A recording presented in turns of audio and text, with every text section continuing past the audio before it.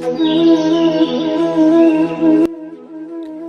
वृद्ध आश्रमों की बढ़ती हुई संख्या और तीर्थ स्थानों में उम्र दराज भिखारियों को देखकर यह अनुमान लगाया जा सकता है कि वृद्ध माता पिता की दशा कितनी दयनीय हो गई है।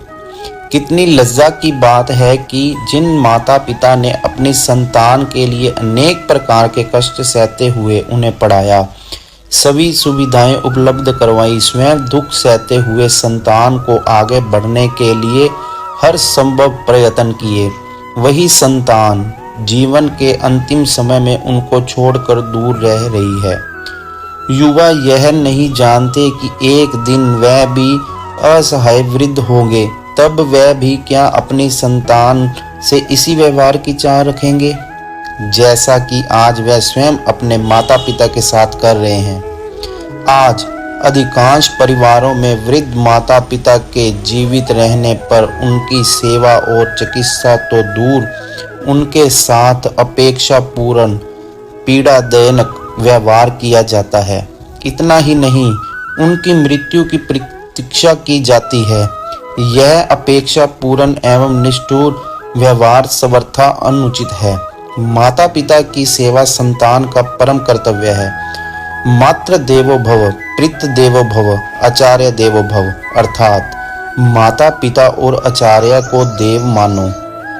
वृद्ध जनों को सर्वदा अभिवादन अर्थात सादर प्रणाम, नमस्कार, चरण स्पर्श तथा उनकी नित्य सेवा करने वाले मनुष्य की आयु, विद्या, यश और बल ये चारों बढ़ते हैं। इस श्लोक का आशय स्पष्ट है कि हमें सदैव अपने माता पिता, परिवार के श्रेष्ठ सदस्यों एवं आचार्यों की सेवा का विशेष ध्यान रखना चाहिए। वह सदैव प्रसन्न रहेंगे, तभी हमें उनका आशीर्वाद प्राप्त होगा और हम उन्नति कर सकते हैं। माता पिता और गुरु की सेवा एवं सम्मान करने पर दीर्घायु, आयुष्मान भव, खुश रहो आदि आशीर्वाद प्राप्त होते हैं। वृद्धजनों का आशीर्वाद हृदय से मिलता है। कहा गया है कि जिस तरह वनस्पतियों में सूर्य से जीवन प्राप्त होता है, वैसे ही माता पिता आदि वृद्धजनों के आशीर्वाद से जीवन संचारित होता है। इसीलिए वृद्ध माता पिता की तन मन धन से सेवा करते हुए आशीर्वाद लेना चाहिए। उन्हें सुख देना ही सुखी रहने का सर्वोत्तम उपाय है। वाल्मीकि रामायण में कहा गया है, मर्यादो पुरुषोत्तम भगवान श्री राम सीता जी से कहते हैं कि हे सीते, माता पिता और गुरु ये तीनों प्रत्यक्ष देवता हैं। इनकी अवहेलना अथवा अपेक्षा करके अप्रत्यक्ष देवता की आराधना कैसे हो सकती है। माता पिता के समान पवित्र इस संसार में दूसरा कोई भी नहीं है। जो व्यक्ति अपने माता पिता और आचार्य का अपमान करता है, वह यमराज के वश में पड़कर उस पाप का फल भोगता है। धर्मराज युधिष्ठिर ने एक बार भीष्म पितामह से पूछा, धर्म का मार्ग क्या है।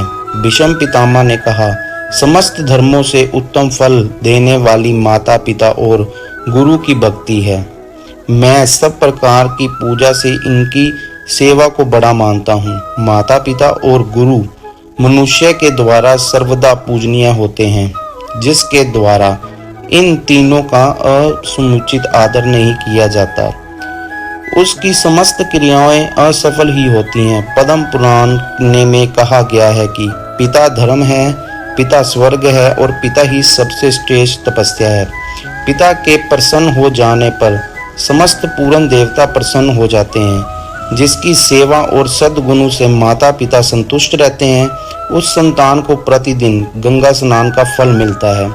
माता सर्वसम्मति और पिता संपूर्ण देवताओं का स्वरूप है। अंत सभी प्रकार के माता पिता का पूजन अर्थात उनकी सेवा करनी चाहिए। आज संतान माता पिता की संपत्ति पर तो अपना जन्मसिद्ध अधिकार समझती हैं और अपने जन्मदाता पालक को बोझ मान रही हैं।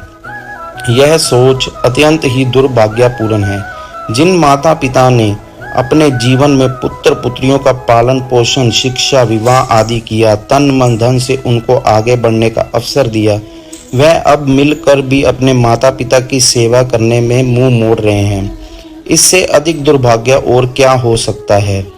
वह यह नहीं समझते कि ईश्वर सब कुछ देखता है। प्रत्येक व्यक्ति को अपने अच्छे और बुरे कर्मों का फल अवश्य मिलता है।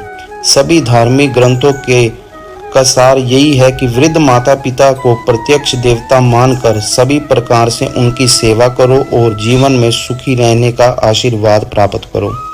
माता पिता एवं परिवार की दुर्गति से रक्षा करने वाला ही वास्तव में संतान कहलाने का अधिकारी है।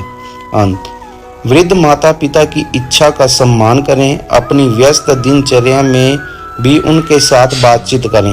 उनके स्वास्थ्य, सुपचाय, आहार आदि के विषय में चर्चा करते रहें। उनके प्रति सदैव सम्मान रखें। पारिवारिक समस्याओं पर उनसे परामर्श लेने में संकोच न करें। धार्मिक स्थान, मंदिर, तीर्थ स्थान आदि पर जाने के लिए पूछते रहें।